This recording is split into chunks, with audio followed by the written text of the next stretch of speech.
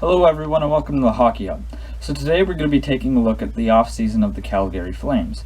Now Calgary's had a very big offseason, making a lot of free agent signings, but they've also lost a lot of players through free agency.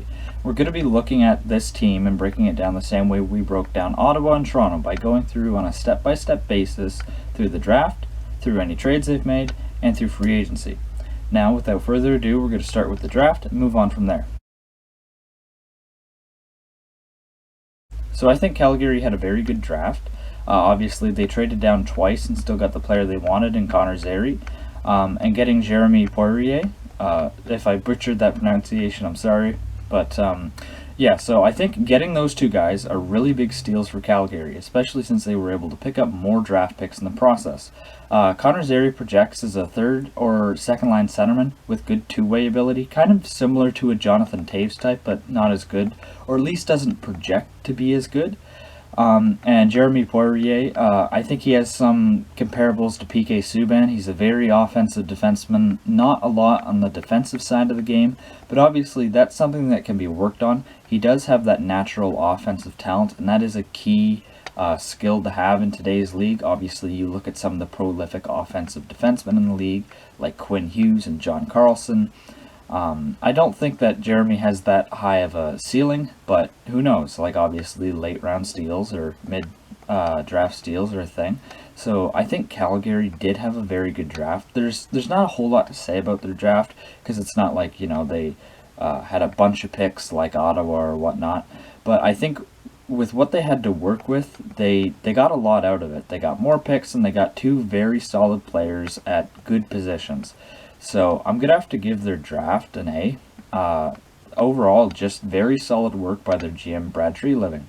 Now, as far as contracts and extending their players go, they did sign Andrew Mangiapane to a 2-year contract. I think that's a good deal. Comes in at around $2 million AAV, a little bit more. So I think that's a good deal. Calgary didn't have a lot of other notable RFAs that they had to re-sign. It was just him. They still got Oliver Shillington that they need to re-sign, but he's not going to demand much, probably a 1-year, less than $1 million contract. And Calgary also didn't make a lot of trades. Like, everybody talks about, oh, well, Calgary had a big offseason, but most of their offseason really came from free agency. So Calgary didn't end up making a lot of trades. Actually, no notable transactions that directly impacts their roster. So I can't really talk too much about the trades or grade the trades that they've made. But moving on to free agency is really where Calgary hit a lot of home runs, in my opinion. Now, to start off with what they lost, they did lose TJ Brodie, which is a core piece. He was one of their best defensemen, played on the top pair a lot of nights. Brodie is a solid defensive defenseman with some offensive upside, so losing him does hurt. But I think, obviously, getting Tanev helps offset that. So they did lose Brodie. They did lose Eric Gustafsson and Derek Forbort, but those guys were both deadline pickups, and they still had a good roster before then. So I don't think that losing those guys is going to detrimentally affect Calgary, especially since Gustafsson went to a different division, so it's not like they have to see him again. And Forbort is more of a 6'7" defenseman, and he's off to Winnipeg now. So they also lost Mark Jankowski, who they didn't choose to qualify, which, for him being a former first-round pick, he's kind of looking like a bust at this point. He's a solid fourth-line, maybe third-line player, but not much more than that at this point in his career. So hopefully he can turn things around in Pittsburgh, but I'm not sure. I don't think that was probably the best pick. But as far as anybody else that they lost, they didn't really lose anybody else. Obviously, they lost Cam Talbot to Minnesota, which there was rumblings that they were going to bring Cam Talbot back, but they didn't end up doing so because obviously they got Jacob Markstrom. So by getting Jacob Markstrom, Calgary finally solidifies their goaltending. They've got a top 10 goalie in the league. Markstrom is a true starter. He was 4th in Vezina voting, and I think he honestly probably has a Vezina finalist season in him, especially since he was that good on a not-so-great Vancouver defense. Now he's going to a defense in Calgary that's a lot better and will help insulate him a lot more. So I really like getting Markstrom. I know the contract might not look great in a few years, but goaltenders also tend to last a bit longer than the average player. Like, the longevity of the goaltending position, does create for longer careers. A look like Henrik Lundqvist. Martin Brodeur. So I still think that 4 or 5 years from now, Markstrom can be a very solid goalie. I just don't know if he'll be at this elite level he is now. And yeah, so then their other big signing was Chris Tanev, which I think really helps offset the loss of TJ Brodie.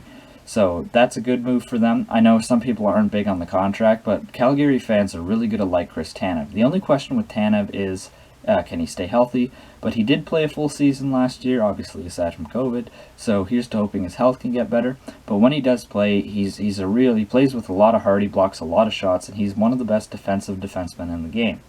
Now, they also brought in Josh Levo, once again from Vancouver. Levo is a solid third-line forward. It really helps their bottom six. They brought in Dominic Simone. They brought in Joachim Nordstrom. So guys that are really going to help out their bottom six. They also made a couple of defensive depth signings in Nikita Nesterov, who's been playing in the KHL, and Alex Petrovic. These are, once again, 6-7 defensemen, but it does help their blue line as far as like the depth chart goes. Especially since Calgary's blue line is starting to get younger with guys like Rasmus Andersson, Juuso Välimäki, Oliver Shillington, and Noah Hannafin isn't no fossil either. He's still only 23.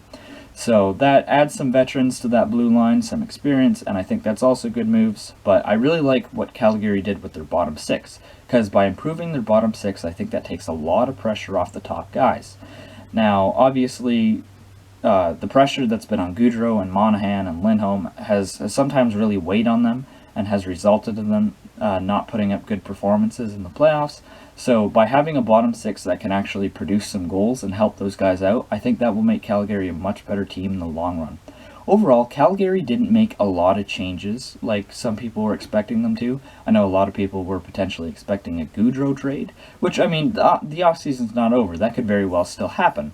But they didn't really change up the core too much. They did add Markstrom, who obviously that's their starting goaltender now. That is a core piece. So they more so built on their team identity. And it is a bold move, but I think it's a move that will likely pay off. Markstrom is probably going to be fantastic in Calgary. Calgary, on paper, is one of the best teams in Canada. And if they still play in the Pacific, they're one of the best teams in the Pacific.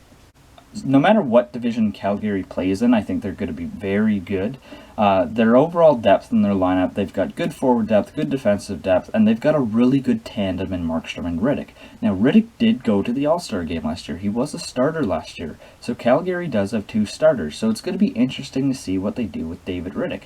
Maybe they'll look at moving on, but, you know, there's no way to tell. So I just think that, yeah, Calgary had a good offseason. I don't think that they made as much moves as people were expecting them to, and that's okay. They added to their team, they built upon their team's identity, and hopefully for Calgary Flames fans, that does pay off. So overall, I'm going to have to give their offseason a B+. Now, I was going to give it an A, but the closer I thought about it, what they lost versus what they got back, there isn't a massive difference there. The Markstrom signing is the big move, and it does really help them out. But Tanev for Brodie, you know, that's a wash. And I think improving the bottom six, they didn't lose a lot from their bottom six, but they did get a lot back. But they didn't do enough to warrant an A+, in my opinion, like where Toronto addressed every need. And I get Calgary did address a lot of their needs, but I feel to a lesser extent. I would maybe still like to see another top 6 forward there. And obviously, you know, guys like Mike Hoffman are still available, but Calgary does have very little cap space to do so, so I'm not counting on a signing like that. So yeah, I'm going to give Calgary a B+. I think they've had a really good offseason, but maybe I just feel like there might be a bit more to give there with Calgary. But looking at their roster, they don't have to make any moves. I think they'll be good. And maybe with the team they have now, maybe they might be able to make a playoff run. But only time will tell, and it will be even harder for Calgary if they do end up playing in the suspected Canadian division. But that does it for today's video. I appreciate you guys watching till the end, and please leave a like, leave a comment, and subscribe. Thank you for watching. Bye for now.